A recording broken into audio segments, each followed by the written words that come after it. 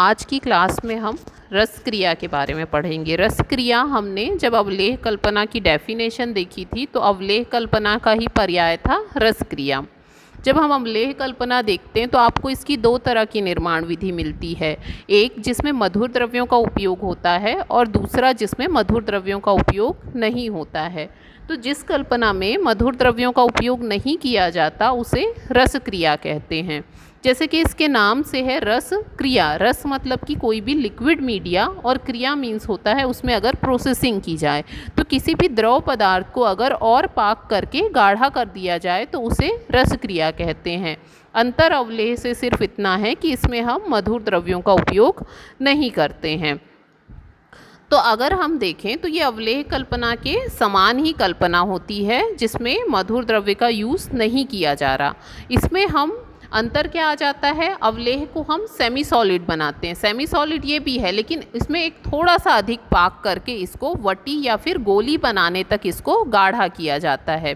कोई भी द्रव्य हम लेते हैं उसको कंटिन्यू गर्म करते जाते हैं, जब वो घन हो जाता है या गाढ़ा हो जाता है और उसको उंगली के बीच में लेकर के जब हम टैबलेट या वटी बनाते हैं, ऐसे घुमाते हैं दोनों उंगलियों से और उससे वटी बनने लग जाती है, तो उसे रस क्रिया कहते हैं।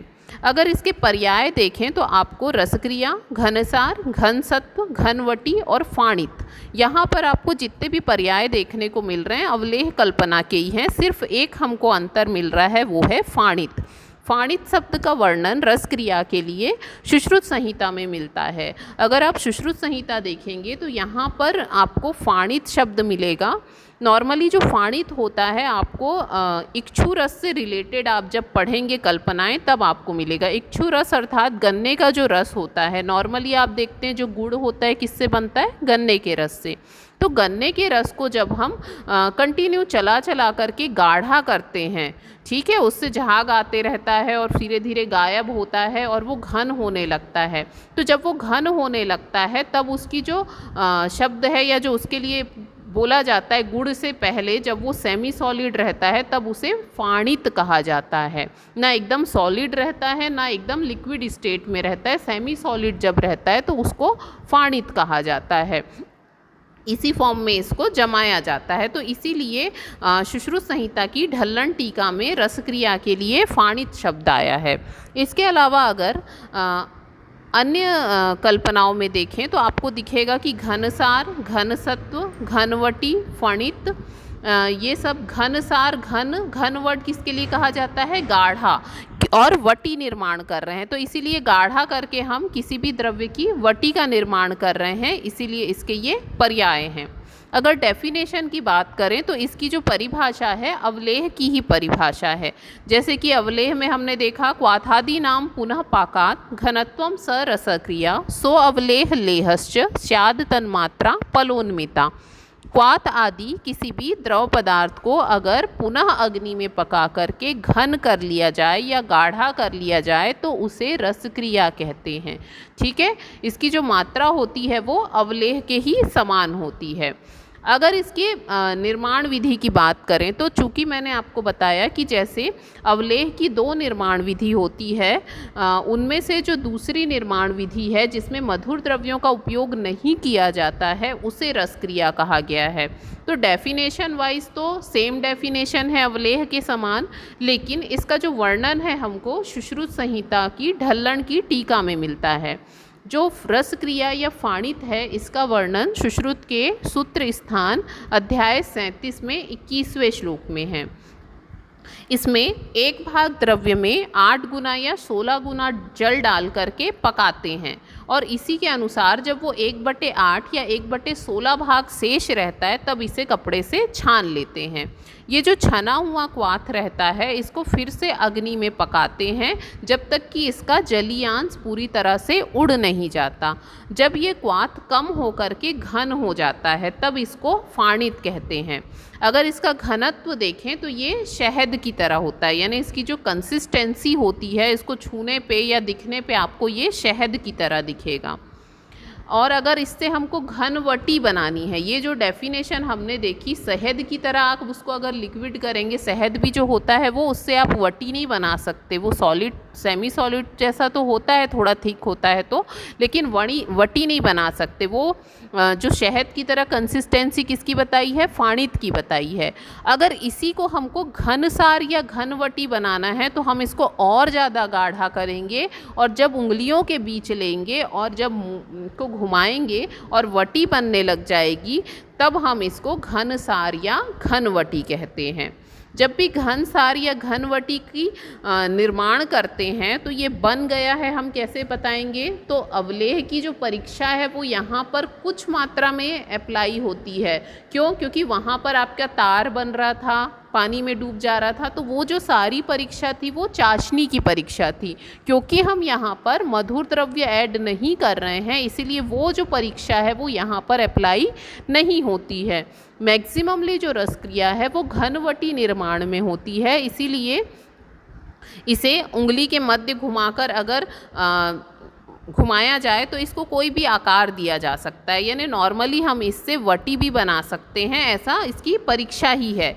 इसके अलावा जो भी घनवटी होती है, इसको अगर पानी में घोला जाए तो वो पूरी तरह से पानी में घुल जाती है और पानी में घोलने के बाद भी इसकी गुणवत्ता प्रभावित नहीं होती है। जैसे कि नॉर्मली घनवटी आप किसी भी द्रव्य की बना रहे हो, जैसे गुड़ूची की है या नीम की जो घनवटी है, क्वाथ को हम और गाढ़ा गाढ़ा गाढ़ा करते हैं, तो जब हम इसका सेवन करते हैं तो हो सकता है आपको कड़वा लग रहा हो, ठीक है, तो आप चाहें तो पानी में इसको पूरी तरह से घोल करके ले सकते हैं, तो इसकी जो इफ़ेक्ट है उसमें कोई भी अंतर नहीं आता है। तो ये रस क्रिया की परीक्षा है कि वो उंगली के मध्य लेके घुमाने पर हम उससे वटी भी बना सकते हैं। इसके अलावा हम क्या कर सकते हैं, पानी में उसको घोल भी सकते हैं और इसमें कोई भी अंतर नहीं आता है। अगर इसमें सावधानी की बात की जाए तो क्वाथ और अवलेह रस क्रिया और अवलेह निर्माण में कुछ जो होता है सावधानियां होती हैं, इसमें कुछ अलग होती है। क्यों? क्योंकि हम इसको बहुत ज़्यादा गाढ़ा करते हैं कि ये उंगलियों में डालने पर वटी बन जाए, लेकिन हम जब इसको आखिरी में गाढ़ा करते जाते हैं तो ये पात्र से चिपकने लगता है और नीचे से जहाँ से अग्नि आ रही है वहाँ पे अगर ये चिपक जाएगा तो ये जल सकता है। इसीलिए जब ये अपने लास्ट स्टेज में आ जाता है, जब ये पकता रहता है, तो हमको यहाँ पर लगातार चम्मच चलाते रहना चाहिए, वरना ये तल में चिपक करके जल जाता है। इसके बाद आखिरी में जो पदार्थ बचा हुआ रहता है वो बहुत चिपचिपा हुआ रहता है, ठीक है, उसको हाथ में लोगे वटी तो बनती है, लेकिन वो आपके हाथ में बहुत ज़्यादा मात्रा में चिपकता है। इसीलिए इसको हम क्या करते हैं, जब हम इससे वटी बनाते हैं तो हम क्या करते हैं, इसको हाथ में घी लगा लेते हैं पहले और फिर वटी का निर्माण करते हैं। सेम प्रोसीजर अगर इसको बर्तन से निकाल करके हम किसी पात्र में डाल रहे हैं तो उस पात्र में भी पहले हम घी का लेप कर देते हैं, फिर उसमें हम इस घन को डालते हैं ताकि ये उस पात्र में चिपक ना जाए। जितनी मात्रा में ये चिपकता जाएगा बर्तन में, हाथ में या फिर किसी और पात्र में, तो इससे नुकसान होता जाएगा। इसीलिए जब घन वटी का निर्माण हो जाता है तो उसको छूने के लिए या वटी निर्माण के लिए या फिर किसी बर्तन में रखने के लिए पहले घी का लेप कर लेते हैं। जब ये वटी बन जाती है तो इसको हमको छाया शुष्क करना चाहिए। क्यों? क्योंकि नॉर्मली अगर इसको बाहर सुखाते हैं तो ये मॉइस्चर एब्जॉर्ब करके फिर से गीली हो जाती है, इसीलिए इसको छाया में सुखाया जाता है। या फिर धूप के प्रभाव से ये पिघलने लग जाती है। जब भी इसको टेम्परेचर मिलता है धूप या गर्मी तो ये पिघलने लग जाती है, इसीलिए इनको छाया में सुखाते हैं। जब इनकी वटी बनाते हैं तो अगर ये हाथ में बहुत ज़्यादा मात्रा में चिपक रही है तो ये जिस भी द्रव्य की घन वटी है उस द्रव्य के चूर्ण का उपयोग करके हम वटी बना सकते हैं।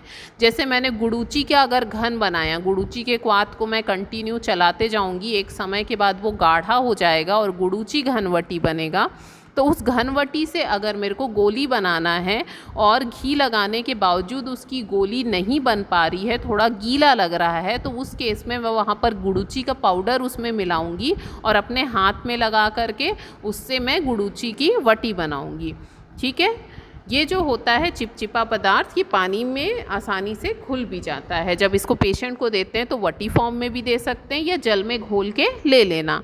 अगर इसकी मात्रा बोलें तो सारंगधर के अकॉर्डिंग 1 पल और यादव जी के अनुसार 1 वर्ष। सवीरता अवधि रस क्रिया की वैसे तो 1 वर्ष है, लेकिन हमने जो CCRS का डील किया था उसके अकॉर्डिंग इसकी ईयर जो है सवीरता अवधि 3 साल बताई गई है। अब रस क्रिया का उदाहरण, रस क्रिया जो है जब भी एग्ज़ाम पर्पस से देखा जाता है तो इसका जो डिटेल पोर्शन है वो ना पूछ के इसके 2 एग्जाम्पल हैं जो बहुत इम्पॉर्टेंट है। एक तो है एलुआ और दूसरा है रसांजन। एलुआ जो होता है उसे मुसब्बर भी बोलते हैं। मुसब्बर वर्ड जो है ये यूनानी का वर्ड है।